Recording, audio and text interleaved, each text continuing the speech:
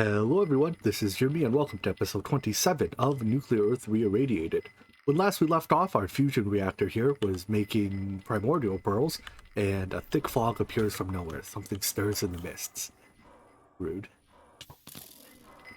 There more? Actually, I kind of want to capture one of these guys. It might drop useful stuff. You're coming with me, buddy. To Papa. Alright, is that all of them? I think there's one more somewhere. Anyways, we'll deal with it later.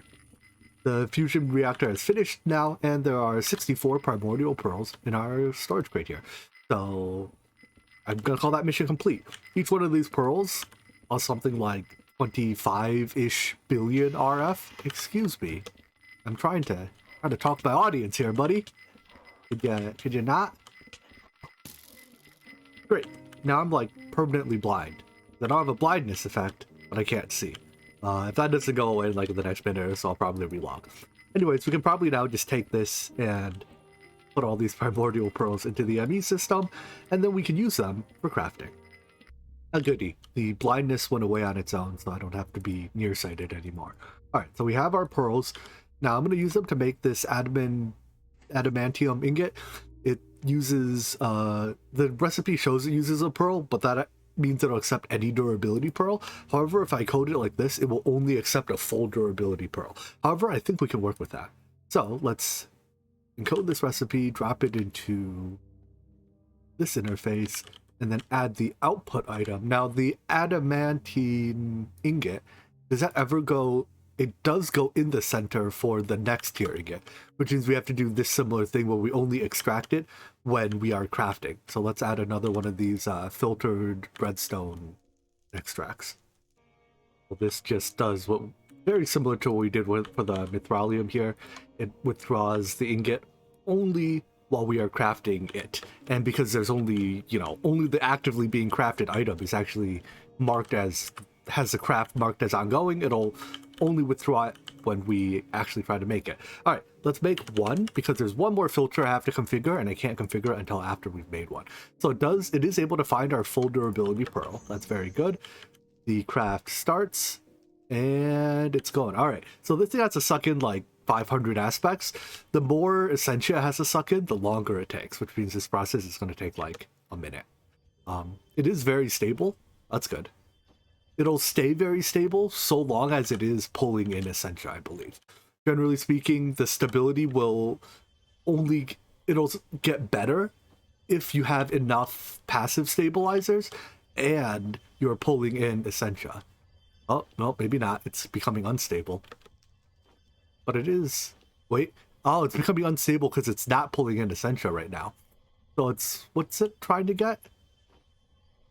I don't know what essentia needs. But I'm missing something, that's for sure. And that's not good. Now it's dangerously unstable. Alright, so now that it's unstable, we're going to get instability effects that hopefully don't put all of our things on cooldown. I need to figure out what aspect we're missing and fast. Probably permutatio, so I think that's copper is a good permutatio source. Yeah, alright. That's what my gut says because I haven't actually melted down any permutatio recently.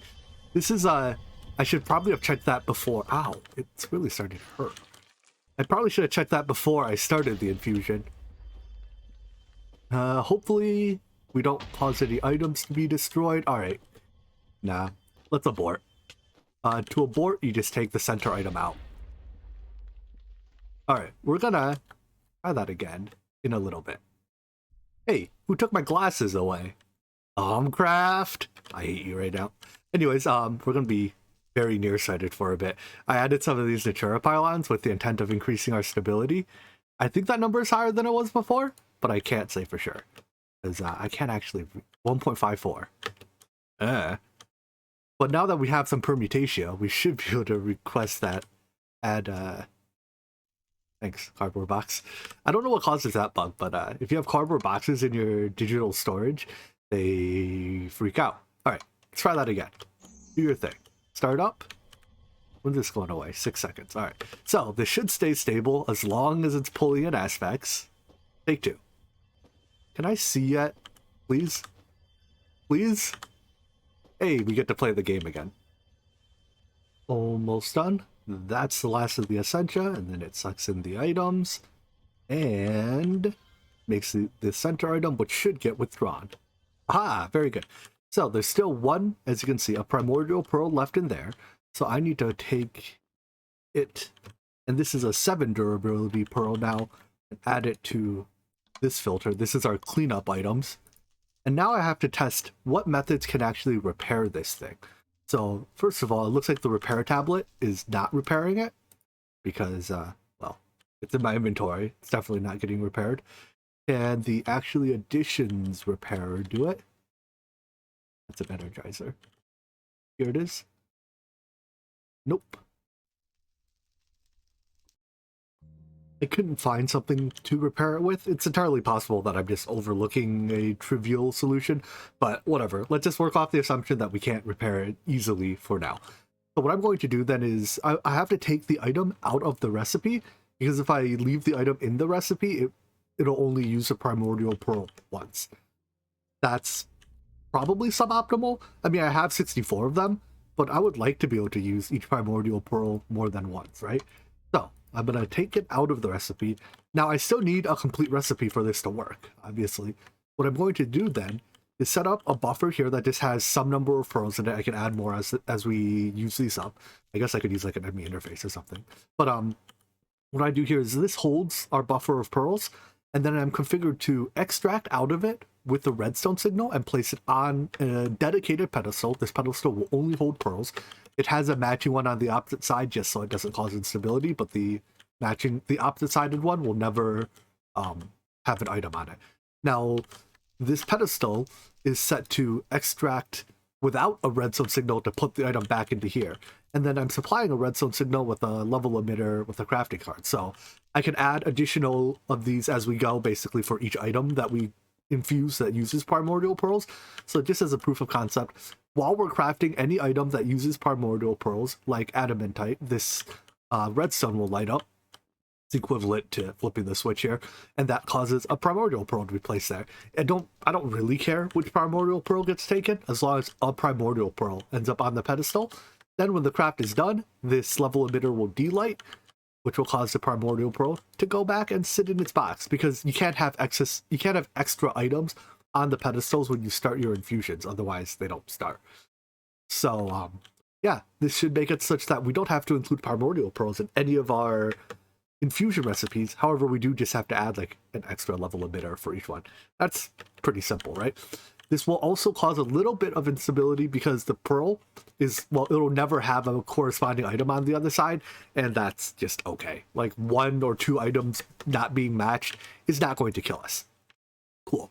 So now that we can make that ingot, let's look at the last ingot, which is Mithminite, and that looks very simple.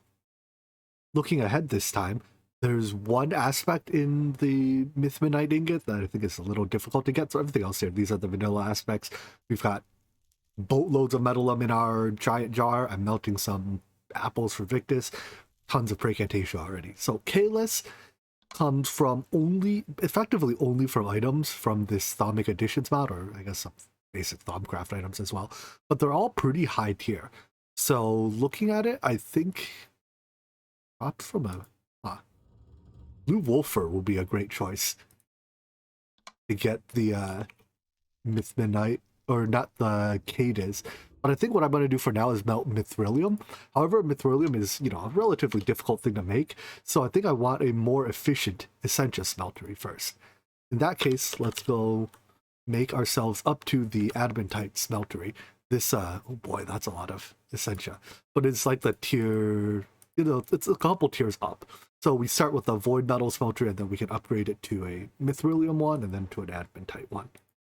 I noticed while crafting that the vis available in this chunk here was incredibly low, so I wanted to check it out with my thermometer. First of all, I have one of the funnest flux effects up right now. Deadly Gaze causes you to inflict wither on anything you look at. Which, there's what happened here. Why are some of these mobs? Jeez. But you see, I can just look at mobs and give them wither. It's pretty funny. This works against players too. You can look at people and wither them. Anyways, with that fun little distraction out of the way, what was I saying? Right, I was looking at the amount of flux or vis in the chunks, and I discovered there's a ton of flux in it. I think we're basically not, the flux in the chunks is not being like dispersed because of our sealing. Normally those ginormous noodles come and effectively eat the flux, but because the noodle can't spawn because of the sealing, our flux just stays. It's not like that bad, but it means that my crafting table here just maxes out at like 500 or even 300 right now, which means I effectively can't craft here. Oh well, I'll deal. It's really cool to just watch all the crafting going while there's like the more aspects being melted. Goop just flies between the smeltery to this giant block of bottles into the thing. My problem is that I have a really hard time telling when I'm running low on something because, I mean, it's just a block of bottles. Come on. Without the Thaumcraft Applied Energistics add-on, which has like a terminal that can list out all your things for you, there's no way to get an aggregate readout of what I have in my giant block here. So I suppose that is one advantage of using a couple large and labeled bottles.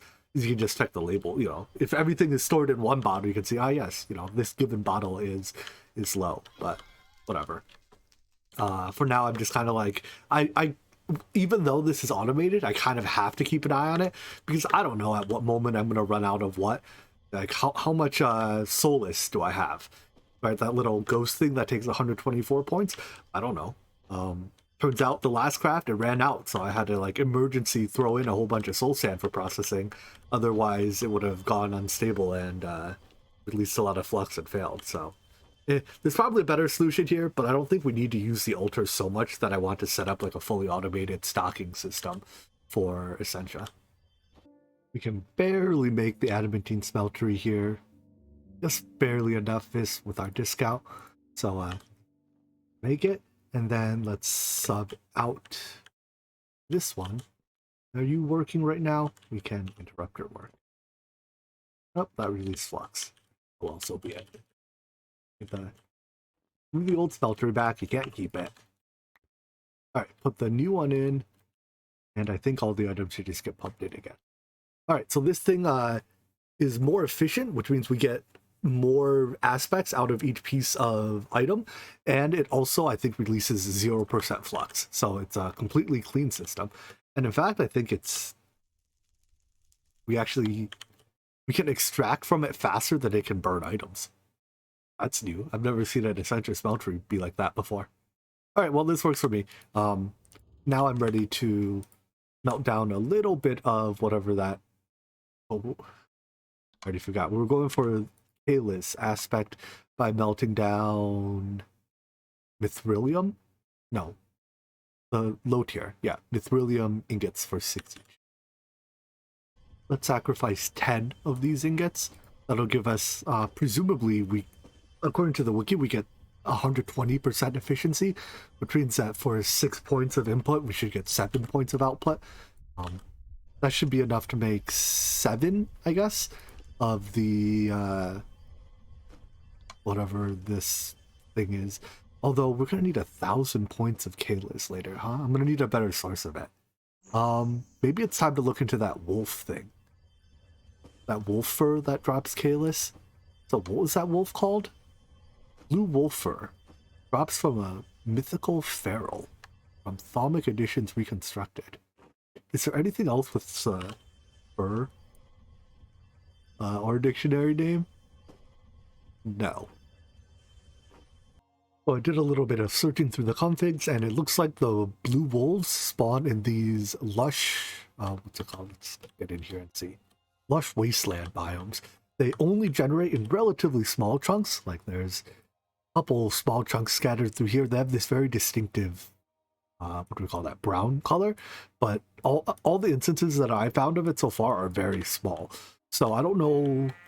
Like, I imagine we might have to get pretty lucky to get one of them to spawn. I'm going to try using Nocturnal Powder. I don't actually... I think this has some effect of spawning mobs, but I don't exactly know how it does it. That's not the mob I wanted. But yeah, hopefully... Hey, look. That's a witch. Hopefully we can get a one of the blue wolves to spawn out of this. Turns out these blue wolves count as passive mobs, which means that they can, well, on the bright side, they can spawn during the day. On the downside, I can't spawn them with Nocturnal Powder because this only spawns hostile mobs. So I cleared out all the other mobs, all the other passives that were already generated in these regions, except this one. Well, that's a chicken. Do I have a chicken? I have a chicken. Don't need him. And there's a sheep hiding out here somewhere. But yeah, I'm going to clear out all the passives that are already spawned here so that hopefully we can get new ones spawning out. Where is this sheep? Bye-bye. And yeah, we hopefully get a blue wolf soon because I don't really want to spend like an hour just here waiting for mob spawns. Unless I'm overlooking some way to force passive mobs to spawn. I didn't see anything in AI when I looked. I just looked passive. Nope, nothing there. Spawned. Like there's spawn. I don't think the monolith of spawning increases passives. There's nothing in here that just like spawns random passives. Yeah, I got nothing. I can't help but feel like I'm doing something wrong. I've killed tons of cows, sheep, chickens, etc. Thaumcraft has taken away my ability to play the game like 7 times. Thanks, Thaumcraft. I really enjoyed the fog. It's blinded me a couple times, maybe nearsighted a few times. Like, thanks, Thaumcraft. I really hate playing the game. That's why I have the game open. And I still haven't found a blue wolf. So I'm thinking I might just like leave it and we'll come back to it later when I'm a bit more bored, less bored. This is absolutely awful. Trying to just find something, by the way. Maybe getting rid of the trees will help. Let's try that. Get rid of the trees by just give more spawn positions. Yep, Thaumcraft, I really didn't want to play the game right now, so I'm very thankful you gave me the debuff that doesn't let me play anymore. No, this is actually what I wanted. Thanks for your help. You're really helping. Please help me a little bit more. Maybe by spawning the animal I'm looking for. I mean, it's a wolf. Like, it's kind of close, right? It's almost a blue wolf. Just a white wolf. Oh, is that a rabbit? That's a rabbit. Actually, I need a rabbit. I think we need a rabbit for one of the, right? We need raw rabbit for something? Yes. All right. We're taking the rabbit. You know what? I'm gonna take that as a victory. Next up on Adventures in Thaumcraft, we have 3.5 more minutes of Sunscorn, where we turn the saturation up to 100 because that's fun. Yep, great fun. Thaumic Edition's code, thinking, you know, is something wrong with this thing? Can it not spawn? And like, I made a blue bone. I was ready to try using this on a regular wolf to spawn it, but we got him. All right, so I have 2, and I'm gonna try killing the 3rd one just to make sure it drops the thing. No drop. All right, well, let's try. We'll just I'll spawn a lot more of these, but finally, let's spawn some and see. So, all right, they're instantly getting killed, and we have blue wolf fur. Huzzah! Good. I need you to pause a second. You to stop. You'd be 1 wolf. That's more than 1. Oh, that upset all of them. Is it programmed? Yeah. Good. Alright, we'll make a root farm for it. We'll replace our Dreadguard farm. The thing has probably long since outlived its usefulness. And we'll need a drive of some sort, or not a drive, a cell to hold it in, to hold the drops in, and that one might be overkill. So it's a smaller cell. Drop it in here, and we should, oh, it's blinking out because it's ingesting too many items at a time and it doesn't have a energy cell. Alright, hold on. Give me an energy cell. But anyways, this should give us plenty of blue wolf fur. And can we fit you there? This should also stop blinking out every time it ingests items. There we go. This should get us plenty of blue wolf fur, and each piece of blue wolf fur contains a couple points of God/superpower. I don't know what the relationship between blue wolves and God/superpower is, but it means we don't have to melt down our good ingots to make the gooder ingots. On that note, too, we should be able to just make Myth Midnight now. Did I drop the recipe in? All right. Let's hit the go button, see what happens. Appears to be working. So far it's been stable, and I think this will make our first of the ingots.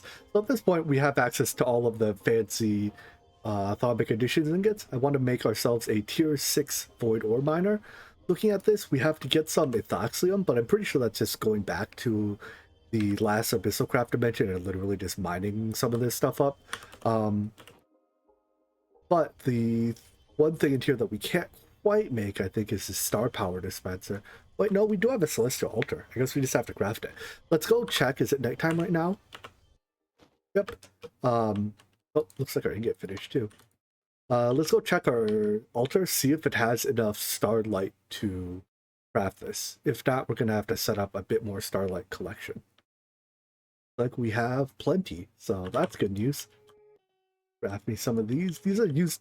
Looks like this is a custom item that's used in a handful of recipes, like the ritual altar, starlight refraction tape, stellar refraction table, and the Astral Sorcery teleporter. But mostly it just goes into the void miners. I made a quick trip to Ormenthal or whatever to mine some of the Ithlaxium and stone from there, and we should be able to make the tier 6 miner now. So, because of the recent recipe nerf, and now it only takes 2,000 pounds of neutronium, the recipe, if you remember, used to, all of this neutronium here used to all be blocks. Now it's changed to 2 of them being blocks, and then some ingots and some nuggets. So that's a significant improvement, because if they were all blocks, we'd be looking at like 20,000 neutronium, which is a lot. Anyways, besides that, there's some stuff here it has to make. Nothing too difficult, I think. So let's hit the go button. That makes the controller. I guess I should have taken down one of these because, oh, whatever. It's making a tier 6 controller from scratch instead of upgrading a tier 5. But anyways, I'm going to take one of these down now, probably this one because it's at the end, and upgrade it to tier 6. So we're going to need, like, I think it's 92 tier 6 structure frames. We'll take a dragon egg each, which I have enough of. I know something funny. The tier 6 void miner doesn't actually use Mythmanite. It only uses up to adventite tier materials. Whoops. Maybe the Mythmanite is still going to be used for something. But I may have been it may have been unnecessary, strictly speaking, to craft this. Whatever. The total cost of 92 of these tier 6 structure frames is actually a lot higher than I expected. I think it's because I forgot that these use 4 superconductor cables each. Like, everything else is, relatively speaking, you know, I basically already have it in stock. But superconductors are, I mean, they're not super expensive, but needing almost 400 of them does add up. Anyways, that's a lot of bytes. We're going to start it. It'll probably take it about hour to craft if I had to guess. While that stuff all crafts, let's knock out one more of these swords that go into our whatever mega sword. That's the Sword of the Zephyr. So that just requires an infusion step, which have at it. Well, that wasn't too bad. I mean, it used the infrastructure we spent the last couple episodes working on, but with that, we can consider that done. Next, let's work on perhaps a katana. I suspect that's just a mob drop from cyber zombies. So I'm going to drop cyber zombies into here. Let's see, instead of pink slime for a bit. And hopefully, are you running? Yeah. Are you not getting powered? Stay in there. Wait, what's happening power-wise? Hold on. Pause. Pause. Did I? No, now you're paused. Excuse me? Why is everything broken randomly? Unplugging and replugging the machine appears to have fixed it. And now we're getting all these cyberware drops, although the mobs only drop salvaged stuff. So I feel like this is not actually how I'm supposed to get the katana. Does cyberware have a book? That would be nice if it did. Because I don't know if I've actually used this mod. Well, I've used it very briefly to, like, you know, swap out body parts. But the item that I'm looking for doesn't actually have a recipe of any sort, as far as I can tell. Yeah, so it must be a drop of some sort. Never mind, we did get one to drop eventually, so I guess it's just a rare drop. I suspect it does have to be fully repaired for the crafting recipe, so we'll just dump it in here and let it fill up. Alright, so that's one more item off our list. For the next sword, let's see if I can use nocturnal powder to spawn mobs in this Arctic Abyss biome. Hopefully we can get the frost mob to spawn by enticing it with some nocturnal powder. If you remember, we needed frosted wither bones, which is frost powder, which is frost rods, which drop from one of the mobs from the Nether X mod. But this doesn't seem to be spawning anything, which is a little unfortunate. I guess we could try Ender IOs. What is it? Grains of Infinity or Infinity something. Infinity Dust. Right, there's an item from Ender IO that spawns. Yeah, this stuff. That spawns mobs. Has a chance of spawning Enderman and other monsters. I don't know if it's biome dependent or if it's fixed based on like Ender IO's loot table. Give me ice blazes or whatever it is you spawn, please. I think it might need to be dark. Is it not dark here? It's 7. It is dark. Maybe this just doesn't work in the Nether. Dang it. No, I guess it just wasn't dark enough there. Go somewhere here, and we're getting, at least it's not getting blown up. So I think the mob I'm looking for is it's either the white or the frost from Netherx, and I'm not quite sure which one it is, but they definitely drop. I mean, I guess it's called a frost rod. Probably drops from the frost. Give me frost. Nope, still not spawning anything at all. I'm not even getting Enderman. I mean, perhaps I'm not getting Enderman because there's not enough space here, but like, there's definitely enough height here to spawn Enderman. So I think this spawning in the end or in the Nether is disabled, broken. I don't know, but that does seem like it'll make it awfully hard to get a. Oh wait, there's an Endermite. I guess perhaps. Oh shoot! Don't breathe it. Now we're getting Enderman too.